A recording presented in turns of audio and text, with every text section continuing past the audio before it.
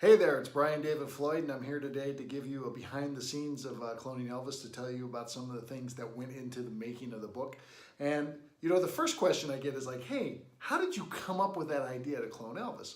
And it's quite a fun story. So about 10 years ago, maybe 15 years ago, I went to a pitch fest, a thing in Hollywood. I don't know if they have them anymore, but they used to have them. You used to go and you'd have a chance to pitch your scripts, your ideas to movies for a bunch of producers or so-called producers and things like that. And so a fellow writer friend of mine, Robert Hammond, and I, we went down to Santa Monica to do this thing called Hollywood by the Bay. And I was at the Pitch Fest. And either on the drive there or on the drive back, Robert said to me, he said, you know, I heard this one producer said that if he heard another pitch for cloning Jesus, he was going to strangle the writer. And you know, I kind of laughed at it, and then the next day I was driving to work and I was thinking, you know, if you can't clone the King of Kings, could you clone the King of Rock and Roll? And from that is exactly where the whole idea for cloning Elvis came from.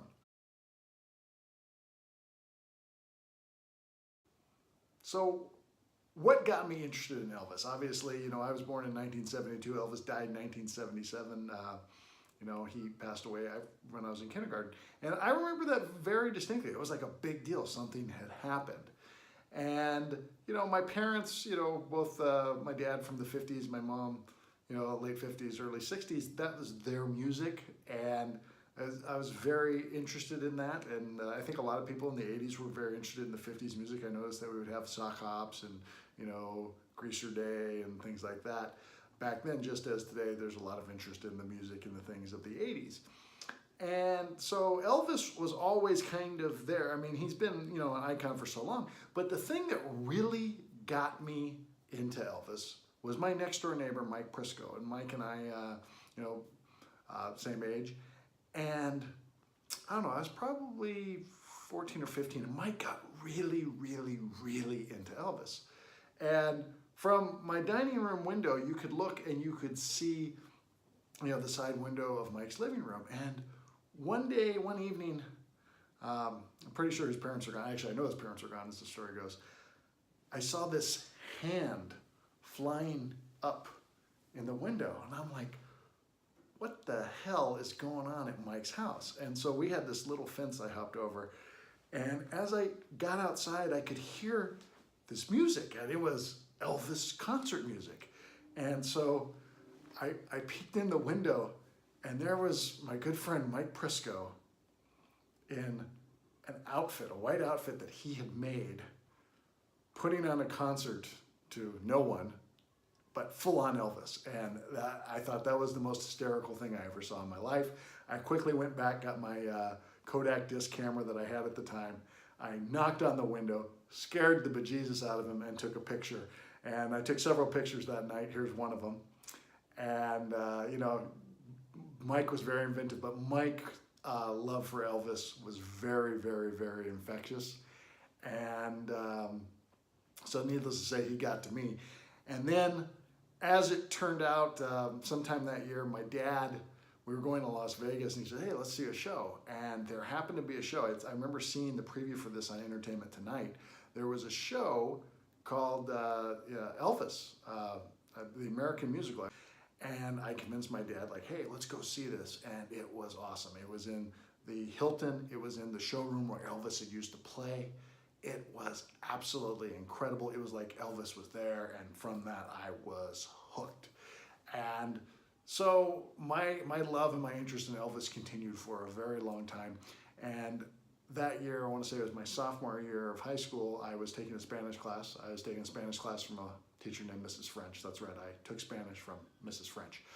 And we had to do an interview with a celebrity. And I was full on Elvis mode at the time. So I convinced my partner, Rob Konselnick, that let's write a sketch where he's Johnny Carson, I'm Elvis Presley, and it's a hypothetical interview on The Tonight Show a few months before Elvis died. And my buddy Mike actually went back and he transferred the footage from VHS that I had to, well, here it is.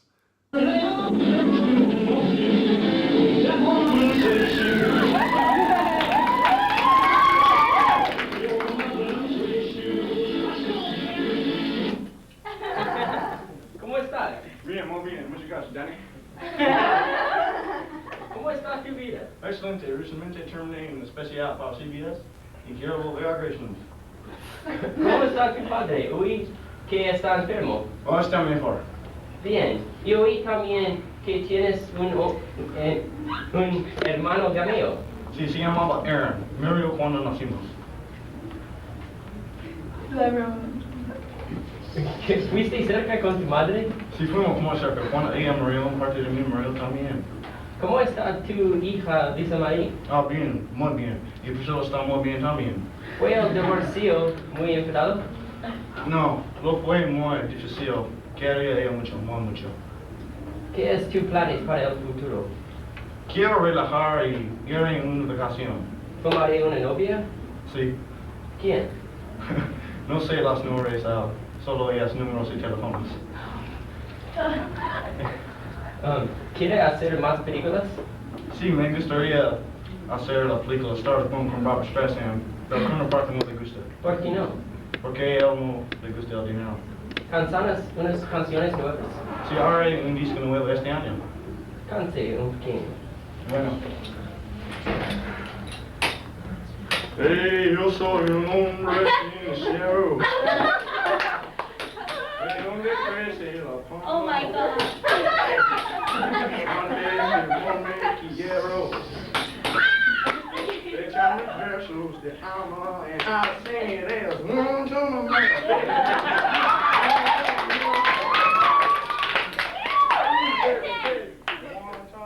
No recuerdos otros versos.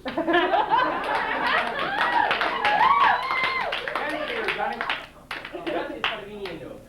Vas con Dios y Dios.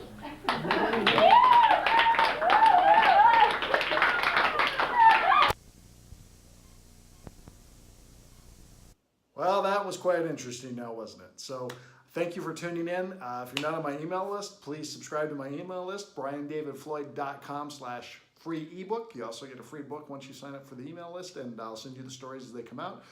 Subscribe to my YouTube channel.